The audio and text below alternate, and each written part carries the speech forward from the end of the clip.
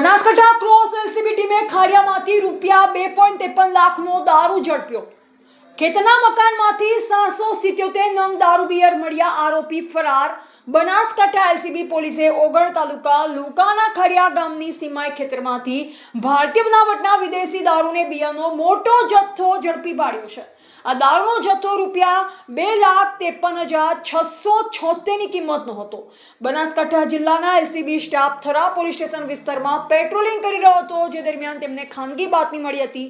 બાતમી મુજબ ખાડિયા ગામની સીમમાં આવેલ એક ખેતરના રહેણાંક મકાનમાં ગેરકાયદેસર રીતે વિદેશી દારૂનું વેચાણ થઈ રહ્યું હતું।